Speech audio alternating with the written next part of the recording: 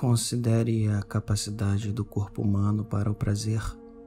Às vezes é prazeroso comer, beber, olhar, tocar, cheirar, ouvir, fazer amor. A boca, os olhos, as pontas dos dedos, o nariz, as genitais. Nossas capacidades voluptuosas, me perdoe minha cunhagem, não são apenas concentradas aqui.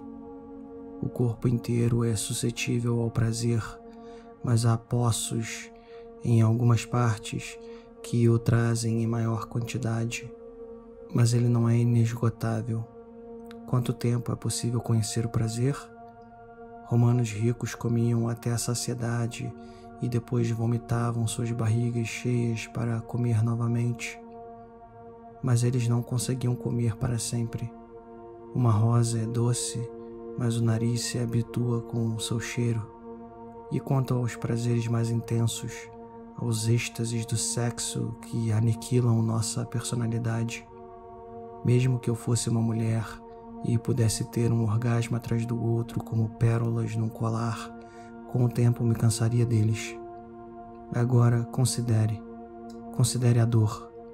Dê-me 1 centímetro cúbico de sua pele e eu poderia te proporcionar dores que o engoliriam como o oceano engole um grão de sal. E você sempre estaria disposto para ela, desde antes do seu nascimento até o momento da sua morte. Estamos sempre em temporada para o abraço da dor. Para experimentar a dor, não é preciso inteligência, maturidade, sabedoria. Não é necessário que o trabalho lento dos hormônios deixe nossas partes íntimas molhadas. Estamos sempre prontos para ela. Toda a vida está pronta para ela. Sempre. Considere as maneiras através das quais obtemos prazer. Considere as maneiras pelas quais nós sentimos dores. Uma está para a outra, como a lua está para o sol.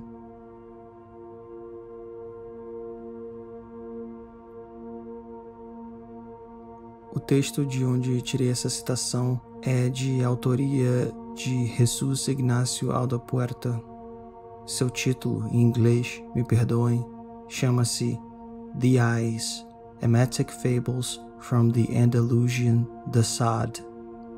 Pareceu-me apropriado colocar isso no início deste pequeno texto, porque as palavras me lembram Schopenhauer, Cioran, Zapfe e Ligotti.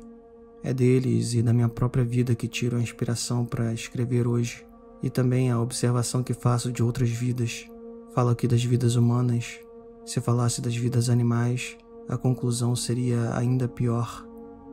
Mais de uma vez, ao longo dos últimos anos, amigos me perguntaram se as coisas boas não justificariam a vida, ainda que existam em menor quantidade e até intensidade do que as coisas ruins. Eu argumentaria que elas não justificam a vida. E se houvesse mais prazer do que dor?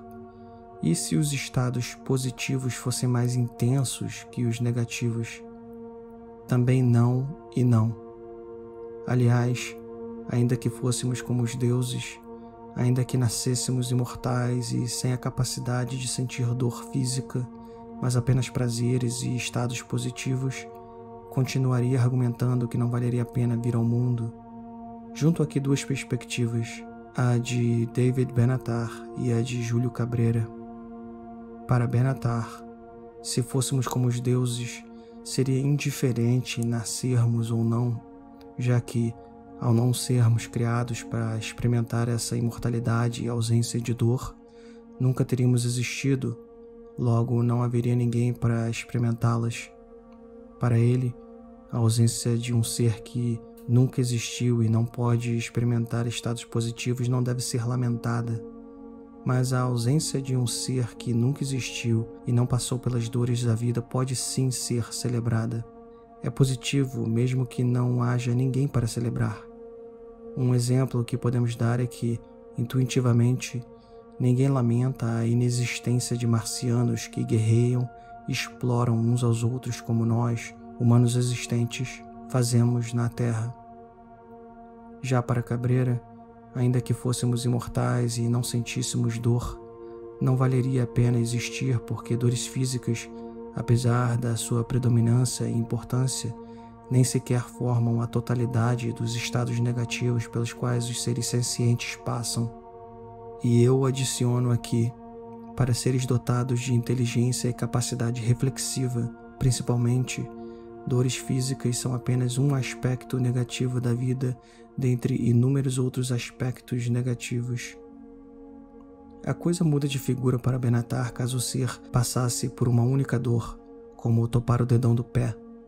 Neste caso, não deveríamos ser indiferentes, mas totalmente contrários à criação desse novo ser.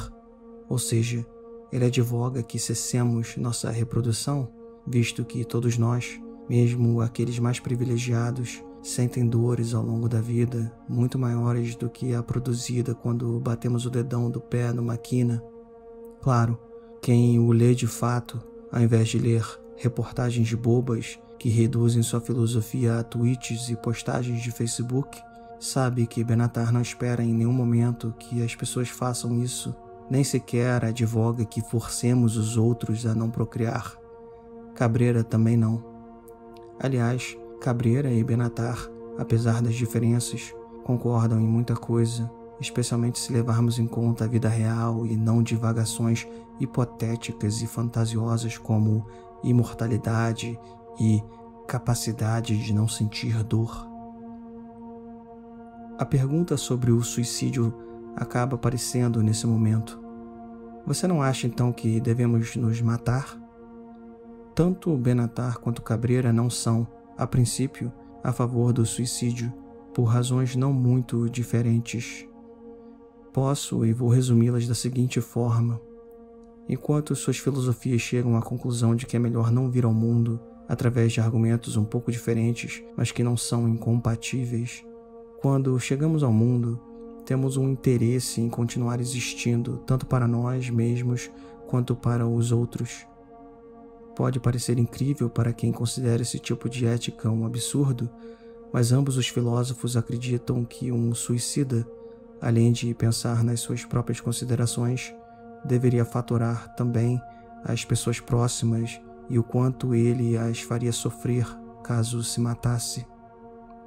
Tendo dito isso, pelo menos no caso de Benatar, há a aprovação da eutanásia em casos que o mal da morte não seja maior do que os sofrimentos absurdos.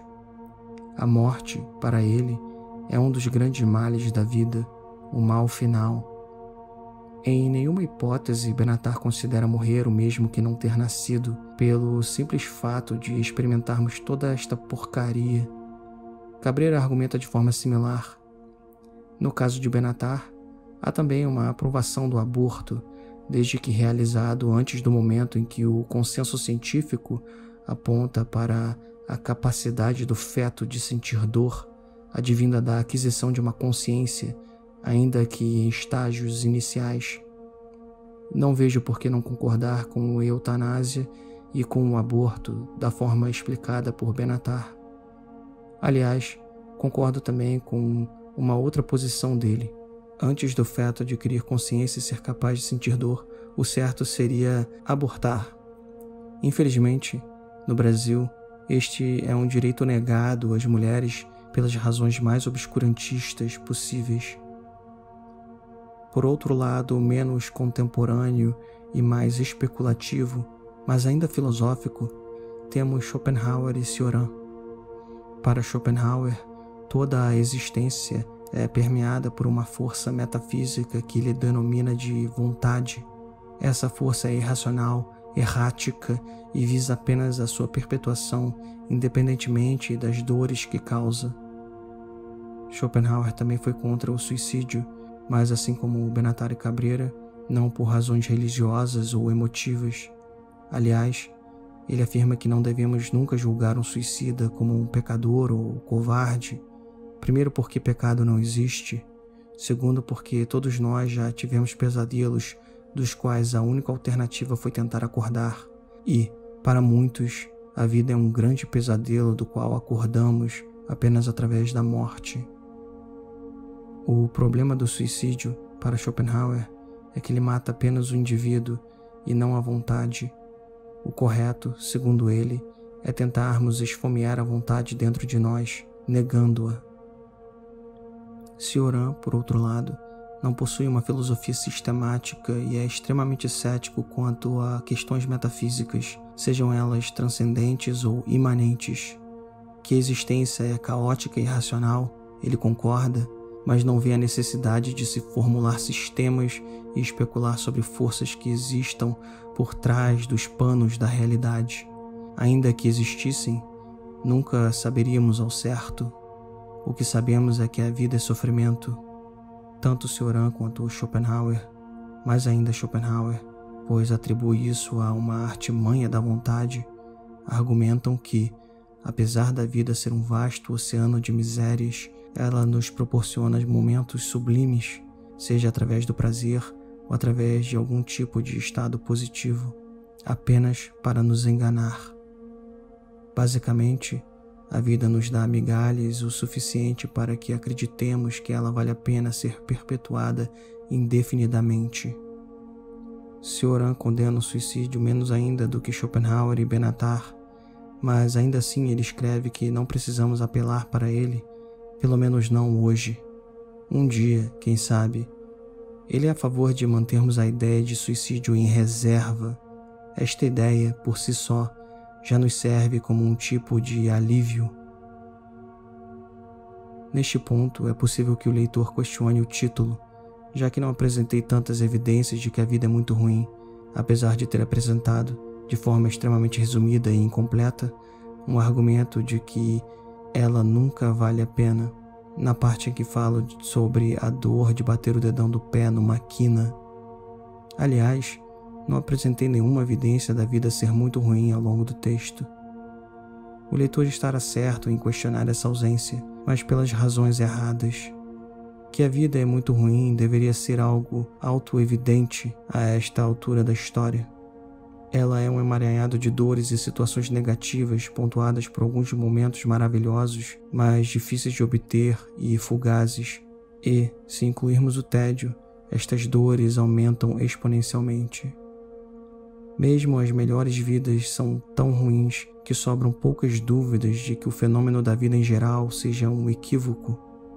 As melhores vidas só parecem boas para nós porque nós não as temos. A inveja sendo, infelizmente, um dos sentimentos mais primordiais da humanidade.